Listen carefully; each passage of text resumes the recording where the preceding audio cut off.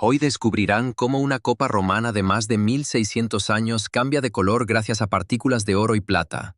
Si en la antigüedad pudo existir un vidrio flexible, ¿qué fuego era imposible apagar con agua? ¿Por qué los violines de Stradivari todavía se venden por millones? ¿Cómo los griegos crearon una antigua computadora?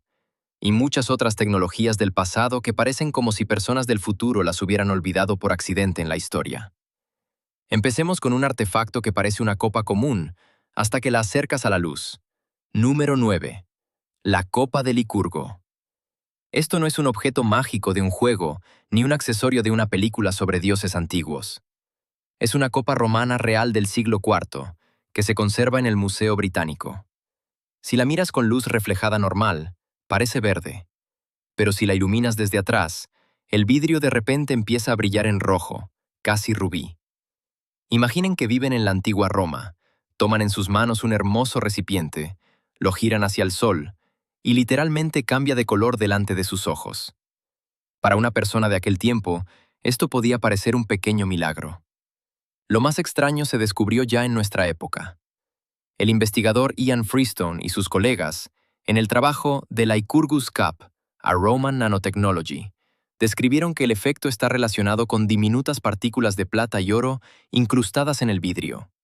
Estas partículas son tan pequeñas que ya hablamos de nanoescala. Interactúan con la luz de formas diferentes. Cuando la luz se refleja en la copa, parece verde, y cuando atraviesa el vidrio, roja. Es decir, los antiguos maestros, sin saberlo en términos modernos, crearon algo que hoy llamaríamos nanotecnología. Y aquí empieza la pregunta principal. ¿Lo hicieron a propósito o por accidente? Porque una cosa es obtener por casualidad un vidrio inusual debido a impurezas metálicas. Y otra muy diferente es entender cómo controlar partículas de oro y plata de decenas de nanómetros de tamaño cuando no tienes un microscopio electrónico, un laboratorio, ni una persona con bata blanca que dice «¡Felicidades! Nos salió un efecto plasmónico». Por eso muchos investigadores son prudentes. Los romanos podían dominar técnicas artesanales sorprendentemente finas, pero no es seguro que entendieran la física como la entendemos nosotros. Por eso la copa de Licurgo se vuelve aún más interesante. No necesariamente demuestra que los romanos conocieran la nanociencia, pero muestra algo no menos increíble. Los antiguos maestros podían crear materiales con efectos que nosotros solo pudimos explicar normalmente 1500 años después. Para ellos podía ser un secreto de taller, una tecnología exitosa, transmitida de artesano a artesano. Para nosotros, un artefacto que parece como si la historia, por un segundo, hubiera saltado varios siglos hacia adelante. Pero el siguiente punto es todavía más misterioso, porque allí se trata de un vidrio que supuestamente no se rompía, sino que se doblaba como metal o goma. Número 8. El vidrio flexible romano. Imaginen a un inventor que llega ante el emperador Tiberio, no con una espada, no con un carro, y no con un plan para conquistar un país vecino, sino con un recipiente de vidrio de aspecto normal. Lo lanza al suelo, y en vez de hacerse pedazos, el recipiente simplemente se abolla, como metal. Luego el maestro saca un pequeño martillo, endereza la abolladura, y la copa vuelve a verse entera. Para el mundo antiguo, esto no habría sido simplemente genial. Habría sido casi una violación de las reglas de la realidad. Esta historia se conoce como la leyenda del vitrum flexile, es decir, del vidrio flexible o irrompible. Sobre ella escribieron autores antiguos. En el Satiricón de Petronio, hay un relato sobre un maestro que hizo un recipiente de vidrio irrompible, se lo mostró al César, y luego confesó que solo él conocía el secreto. El final de la historia no es feliz. El gobernante supuestamente ordenó ejecutarlo, porque ese vidrio podía devaluar el oro y la plata. Es decir, quizá el hombre trajo una tecnología del futuro, pero no recibió una recompensa, sino la versión más romana de «Gracias, ya le llamaremos». Plinio el Viejo también mencionó un relato parecido en la Historia Natural. Escribió que bajo Tiberio, supuestamente se inventó una forma de hacer vidrio flexible, y que el taller del inventor fue destruido. Pero lo más importante es que el propio Plinio trataba esto con cautela. Señalaba que el rumor sobre esto estaba más extendido que confirmado. Y eso cambia mucho la presentación. No podemos decir, los romanos crearon con seguridad vidrio flexible. Es más correcto decir, las fuentes antiguas conservaron una leyenda sobre una tecnología que suena increíble incluso hoy. ¿Podría haber algo real en la base? Tal vez. Algunos creen que era simplemente una bonita historia sobre el miedo a las innovaciones. Otros suponen que no se trataba de verdadero vidrio flexible, sino de algún tipo especial de material procesado, una forma inusual de vidrio o incluso una demostración exagerada. Pero el hecho sigue ahí. Desde hace 2000 años, la gente vuelve a contar la historia de un recipiente que debía romperse, pero no se rompió. Y cada vez suena en ella la misma pregunta. ¿Qué habría pasado si esa tecnología realmente existiera y no hubiera desaparecido junto con el maestro? En eso está la fuerza de la leyenda. No es solo sobre una copa de vidrio. Es sobre lo fácil que puede desaparecer una idea sorprendente si cae en las manos equivocadas y en la época equivocada. Tal vez el vidrio flexible nunca existió, o tal vez alguien, alguna vez, realmente creó un material que apareció demasiado pronto en un mundo donde el valor del oro era más importante que el futuro de las tecnologías. Pero el siguiente punto ya no es solo una leyenda sobre un oficio perdido. Es un arma que realmente aterrorizaba a los enemigos, porque ardía incluso allí donde el fuego debía morir, sobre el agua. Número 7. El fuego griego. El nombre suena casi como un hechizo, pero era un arma secreta real del Imperio Romano de Oriente, es decir, Bizancio. Según Británica, se asocia con el maestro calínico de Heliópolis, que huyó de Siria y probablemente creó esta arma bajo el emperador Constantino IV en el siglo VII. Y lo más aterrador no era simplemente que fuera fuego. Lo más aterrador era que podía arder sobre el agua. Imaginen, están en un barco de madera, una mezcla ardiente vuela hacia ustedes, agarran agua para apagarla, y esta no salva, sino que vuelve la situación aún más desesperada. Los bizantinos usaban el fuego griego como arma naval. Podían lanzarlo en recipientes, como antiguas granadas incendiarias, o expulsarlo desde tubos especiales, sifones, directamente sobre los barcos enemigos. Para el adversario, esto parecía una pesadilla. El mar alrededor, madera bajo los pies, no hay a dónde huir, y hacia el barco vuela una llama pegajosa que no quiere morir con el agua. Británica escribe que la sustancia, según las descripciones, podía autoinflamarse y no se apagaba con agua, y su composición exacta sigue siendo desconocida hasta hoy. Y aquí empieza el principal misterio. La receta del fuego griego era un secreto de Estado. La protegían tan seriamente que al final desapareció junto con las personas que sabían cómo hacerlo. Los historiadores suponen diferentes ingredientes: petróleo o nafta, resinas, azufre, cal viva y otras sustancias. Pero el problema es que saber una lista aproximada de ingredientes no es lo mismo que saber la receta. Es como decir, bueno, en el pastel hay harina, huevos y azúcar. Y luego intentar reconstruir una tarta de boda a partir de una migaja en el plato. Importan las proporciones, el procesamiento, la forma de almacenamiento, la forma de encendido y cómo la mezcla se lanzaba a través del sifón. El fuego griego era tan importante que a menudo se le llama una de las razones por las que Bizancio pudo sobrevivir tanto tiempo bajo la presión de sus enemigos. Británica señala por separado que esta arma ayudaba a los bizantinos a rechazar las flotas enemigas y se convirtió en uno de los secretos militares más misteriosos de la Edad Media. Y lo más extraño, los enemigos podían ver el resultado, podían capturar el equipo, podían intentar repetir la mezcla, pero nunca lograron reproducir por completo el sistema bizantino. Por eso el fuego griego asusta no solo como arma, sino también como tecnología perdida. Sabemos que existió, sabemos que ardía sobre el agua, sabemos que cambiaba el curso de las batallas navales.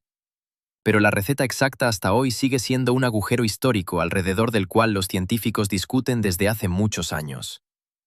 No era simplemente un fuego más fuerte, era un antiguo secreto militar que parecía como si Bizancio hubiera inventado su propio napalm varios siglos antes de tiempo. Y ahora pasemos a objetos que no quemaban barcos, pero que hasta hoy valen millones.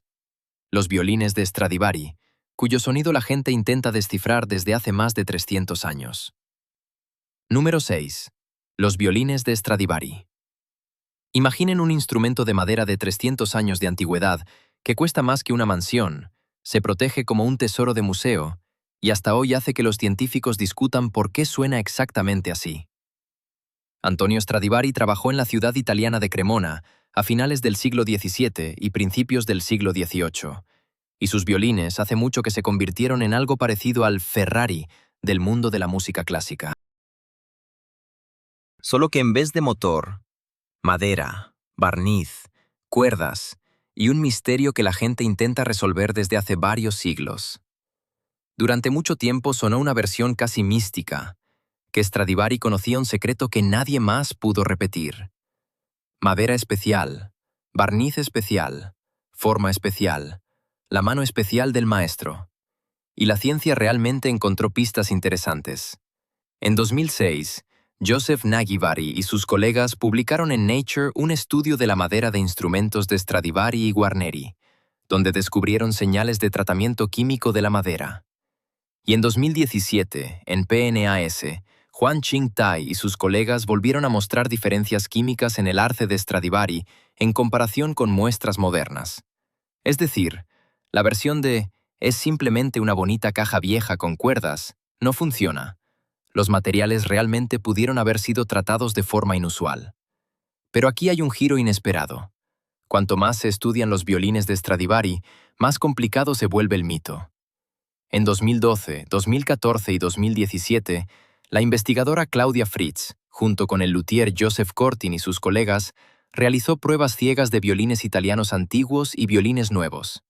Y los resultados fueron incómodos para la leyenda. Músicos y oyentes experimentados no siempre podían distinguir con seguridad los instrumentos antiguos de los modernos, y en algunas pruebas incluso preferían los violines nuevos. Es decir, Stradivari es una gran historia, pero no necesariamente una magia que el mundo moderno no sea capaz de alcanzar. Y aún así, estos instrumentos cuestan un dinero absurdo. No solo por el sonido, sino también por la edad, la rareza, el nombre, el estado de conservación y la historia de sus dueños. Por ejemplo, el violín Lady Blunt de Stradivari de 1721 fue vendido en la subasta Taricio en 2011 por 9.808.000 libras, o unos 15,9 millones de dólares. Y en 2025, el violín Joachim Ma de Stradivari de 1714 se vendió en una subasta de Sotheby's por 11,25 millones de dólares. Esto ya no son simplemente instrumentos musicales, son artefactos históricos, inversiones y casi reliquias sagradas de la música clásica. Al final, el misterio de Stradivari no está en un solo ingrediente secreto que se pueda añadir a la madera para obtener un sonido de millones.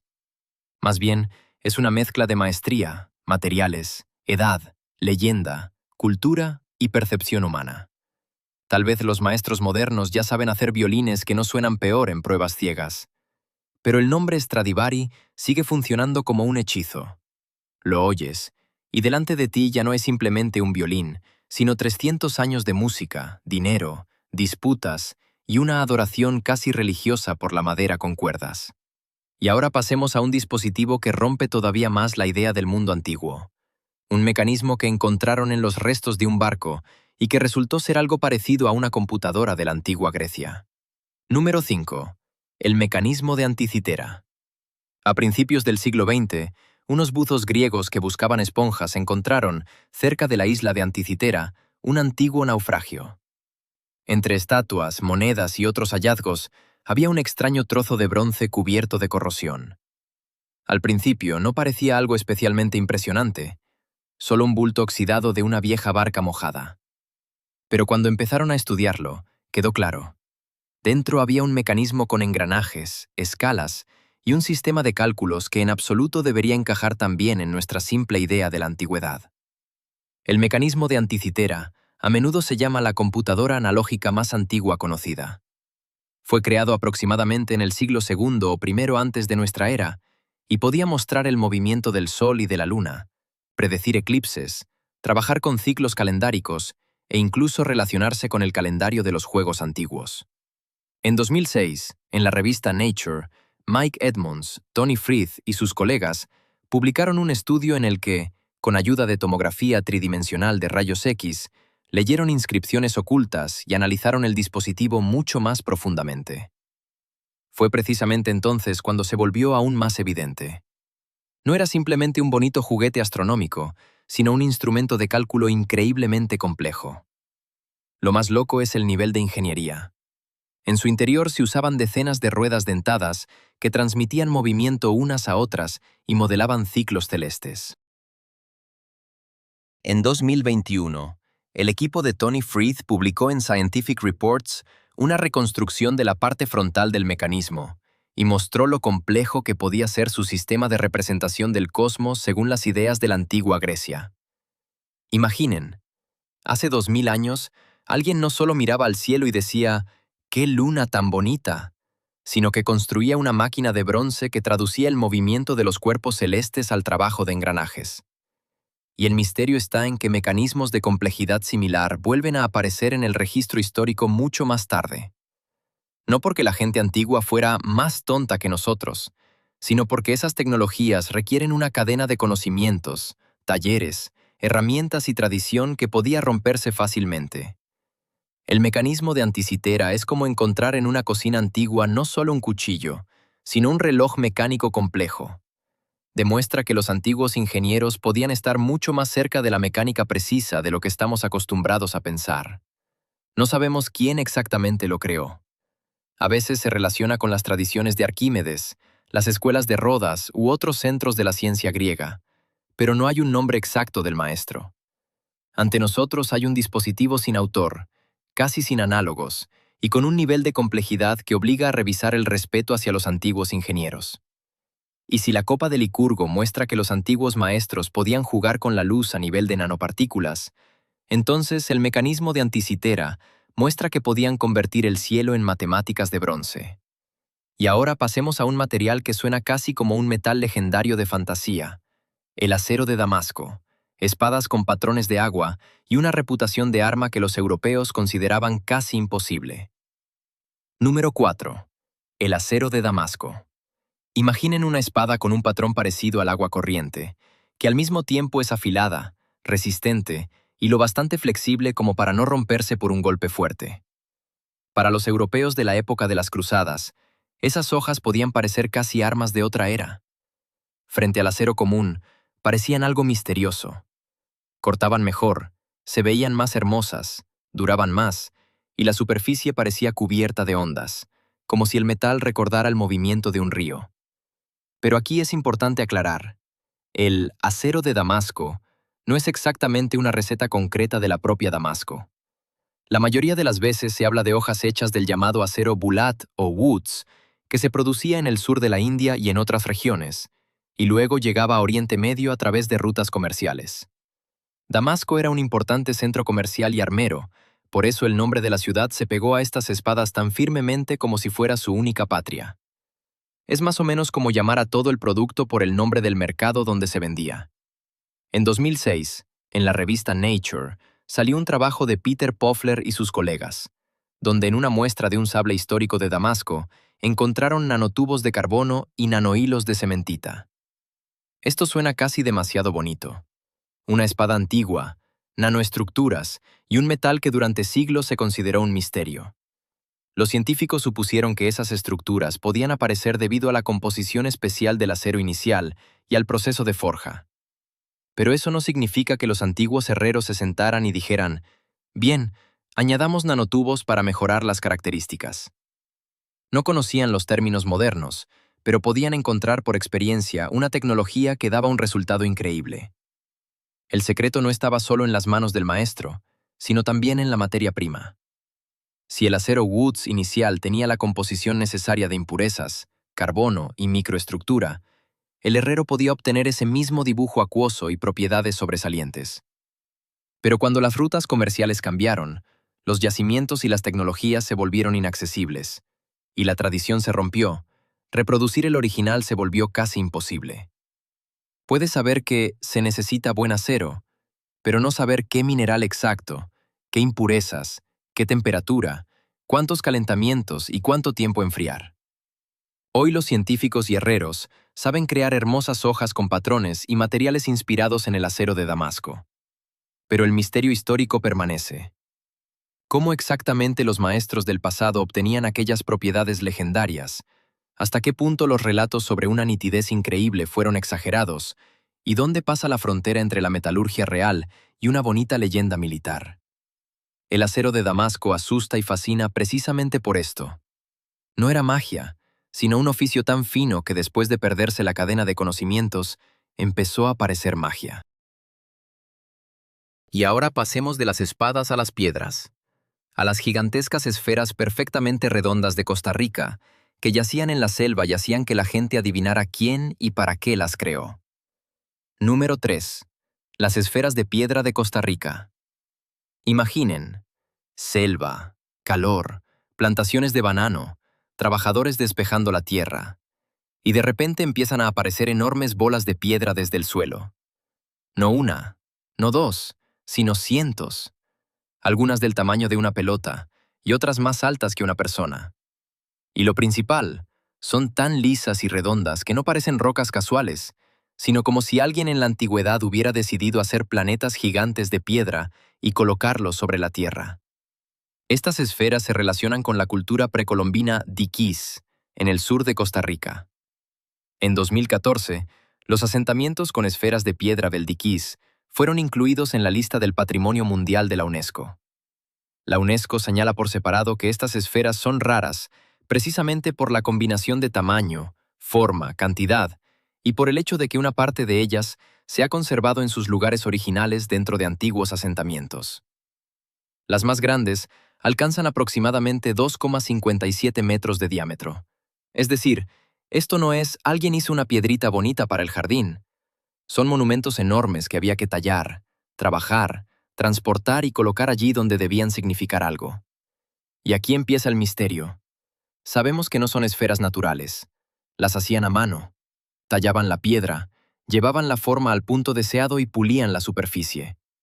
El Metropolitan Museum escribe que en Costa Rica se conocen cientos de estas esferas de piedra, desde pequeñas hasta de más de 2 metros de diámetro, y que las primeras investigaciones arqueológicas en la región comenzaron después del desarrollo de las plantaciones bananeras de la United Fruit Company. Pero ¿para qué exactamente las creaban? No está del todo claro. Podían ser símbolos de poder, señales de estatus, elementos de planificación de asentamientos, puntos de referencia, objetos rituales, o algo que hoy ya no podemos leer sin la lengua y las tradiciones de sus creadores. La parte más triste de la historia es que muchas esferas sufrieron daños ya en tiempos modernos. Cuando en los años 30 del siglo XX, los trabajadores despejaban bosques en el delta del Diquís para plantaciones de banano, encontraban estas bolas de piedra en la tierra y entre los arbustos.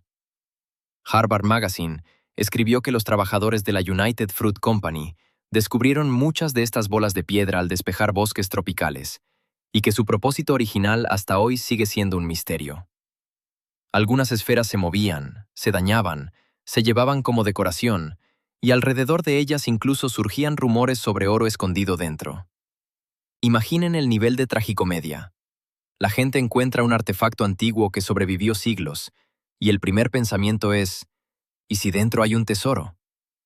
Al final, las esferas de piedra de Costa Rica no son simplemente bonitas piedras redondas. Son huellas de una cultura desaparecida que sabía organizar el trabajo, trabajar con piedra pesada y crear objetos lo bastante importantes como para colocarlos en el centro de su mundo. Podemos medir su diámetro, describir el material, ponerlas en un mapa y llevarlas a un museo. Pero la pregunta principal todavía nos mira con el mismo silencio redondo de piedra. ¿Para qué eran necesarias? Y si estas esferas parecen un misterio de forma, el siguiente punto es un misterio de escala. Porque en Perú, los incas ajustaban piedras de muchas toneladas tan firmemente que hasta hoy es casi imposible meter entre ellas incluso una hoja fina. Número 2. Las piedras de Sacsayhuamán. Sobre Cusco, en Perú, se levantan muros que parecen haber sido ensamblados no por un ser humano, sino por un maestro gigante del Tetris. Sacsayhuamán es un complejo inca con enormes bloques de piedra, parte de los cuales pesa decenas de toneladas, y algunos, según estimaciones, pueden alcanzar más de 100 toneladas. Y lo más sorprendente, ni siquiera es el tamaño. Lo sorprendente es cómo de exactamente estas piedras están ajustadas unas a otras, sin el mortero habitual para nosotros. Los incas no construían como los europeos con ladrillos de la misma forma. Sus piedras podían tener contornos poligonales extraños, salientes, ángulos e irregularidades, pero los bloques vecinos aún así encajaban tan estrechamente que las juntas parecen casi imposibles. Enciclopedia Británica describe Sacsayhuamán como una fortaleza construida con bloques de piedra masivos, cuidadosamente ajustados sin mortero. Esta técnica no solo impresionaba visualmente, sino que también ayudaba a las construcciones a sobrevivir terremotos. Las piedras podían moverse ligeramente y volver a su lugar, en vez de agrietarse como una pared rígida. La pregunta principal, por supuesto, ¿cómo lo hacían sin tecnología moderna? La respuesta es más aburrida que los extraterrestres, pero mucho más interesante como ingeniería. Los investigadores consideran que los incas usaban herramientas de piedra y bronce, palancas, cuerdas, terraplenes, una enorme fuerza de trabajo y un ajuste manual increíblemente preciso. Un bloque podía ser trabajado durante mucho tiempo, probar su encaje, quitar lo sobrante, volver a probarlo y repetirlo hasta que la piedra entrara en el muro como parte de un rompecabezas. No es magia, es mucho trabajo, tiempo, organización y maestría, que hoy parece casi imposible precisamente porque nos acostumbramos a resolverlo todo con máquinas. Hay leyendas y versiones fantásticas, que las piedras se ablandaban con plantas, se fundían con el sol a través de lentes o se usaban tecnologías desconocidas. Pero no hay pruebas sólidas de esto. Es mucho más probable que ante nosotros no esté el láser perdido de los incas, sino una civilización que llevó el trabajo de la piedra a un nivel que al ser humano moderno le da vergüenza. Porque nos gusta explicar todo con tecnología secreta, y a veces el secreto es simplemente décadas de oficio, una enorme cantidad de manos trabajadoras y una cultura donde la piedra era más importante que para nosotros una baldosa de concreto en la entrada de un edificio. Y aún así hay una parte triste en la historia. Después de la llegada de los españoles, muchas piedras de Sacsayhuamán se usaron como material de construcción para nuevos edificios en Cusco. Es decir, una construcción que sobrevivió terremotos y siglos empezó a ser desmontada como una cantera gratis. Pero incluso lo que quedó hasta hoy parece un desafío. Intenta explicar cómo personas sin grúas, camiones ni herramientas de acero crearon muros que se mantienen más firmes que muchas construcciones modernas. Y ahora pasemos al último y más famoso punto: las pirámides de Giza, donde las escalas son tan enormes que incluso las cifras secas suenan como la descripción de un proyecto imposible. Número 1. Las pirámides de Giza. Esta lista simplemente no podía terminar sin ellas. La Gran Pirámide de Keops lleva en pie más de 4.500 años, y hasta hoy parece como si los antiguos egipcios hubieran decidido construir no una tumba, sino una declaración de piedra a toda la humanidad futura. Intenten entender cómo hicimos esto. Y todavía lo intentamos. No porque la respuesta necesariamente sea mística, sino porque la escala del proyecto incluso hoy provoca respeto. Según Enciclopedia Británica, la Gran Pirámide originalmente medía alrededor de 147 metros de altura y está compuesta por aproximadamente 2.300.000 bloques de piedra.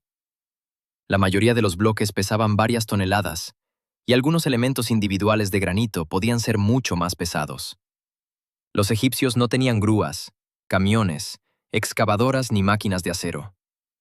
Tenían herramientas de cobre, madera, cuerdas, trineos, agua, organización del trabajo y una enorme cantidad de personas que durante años convertían la idea del faraón en una montaña de piedra.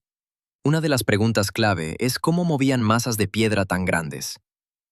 En 2014, el físico Daniel Bohr y sus colegas de la Universidad de Ámsterdam publicaron un estudio en Physical Review Letters, donde mostraron que humedecer la arena delante de los trineos puede reducir notablemente la resistencia al arrastrar cargas pesadas.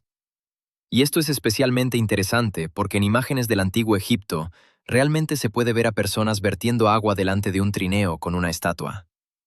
Es decir, a veces el misterio antiguo resulta no ser antigravedad, sino un uso muy inteligente de la arena mojada. Otra pregunta es la entrega de la piedra.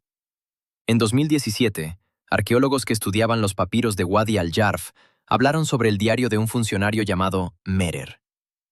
Estos papiros pertenecen a la época de Keops y describen el transporte de bloques de piedra caliza en barcos por el Nilo y canales hacia la zona de la pirámide. Esto no resuelve todo el misterio de la construcción, pero da algo raro, casi un documento logístico de la época de las pirámides. Ante nosotros no hay un mito sobre esclavos bajo látigos, sino huellas de un sistema organizado de transporte, brigadas y abastecimiento. Sí, siguen existiendo discusiones sobre las rampas, si eran rectas, en zigzag, externas, internas o combinadas. Pero la dirección general se vuelve cada vez más clara. Las pirámides, muy probablemente, fueron construidas no con magia ni por una supercivilización desaparecida, sino con una increíble organización del trabajo, ingeniería, precisión, experiencia y paciencia. A veces la respuesta más impresionante no suena como ciencia ficción, sino como un horario de trabajo de pesadilla. Arrastrar, cortar, levantar, nivelar, volver a arrastrar, día tras día, año tras año. Y en esto está el sentido principal de todos estos artefactos. La copa de Licurgo muestra que los antiguos maestros podían crear efectos ópticos que nosotros solo explicamos con ayuda de la ciencia moderna. El vidrio flexible recuerda que algunas historias sobre tecnologías pudieron desaparecer junto con una sola persona. El fuego griego fue un secreto militar cuya receta se perdió en el tiempo. Los violines de Stradivari demuestran que el oficio a veces se convierte en una leyenda más fuerte que cualquier fórmula. El mecanismo de Anticitera muestra una mente antigua en engranajes de bronce. El acero de Damasco, una metalurgia que, después de perderse la cadena de conocimientos, se volvió casi un mito. Las esferas de piedra, Sacsayhuamán y las pirámides son huellas de sociedades que sabían organizar el trabajo de tal manera que todavía nos cuesta creerlo. Lo más interesante del pasado no es que allí necesariamente hubiera tecnologías secretas del futuro, sino que personas sin nuestras computadoras, grúas y laboratorios a veces creaban cosas que de todos modos hacen que el mundo moderno se rasque la cabeza. Escriban en los comentarios qué misterio los sorprendió más: la copa de Licurgo, el fuego griego, el mecanismo de Anticitera o, al final, las pirámides. Y si quieren más análisis como estos de tecnologías antiguas y secretos perdidos, suscríbanse. En los próximos videos habrá aún más cosas del pasado que parecen como si la historia nos hubiera dejado a propósito un rompecabezas sin resolver.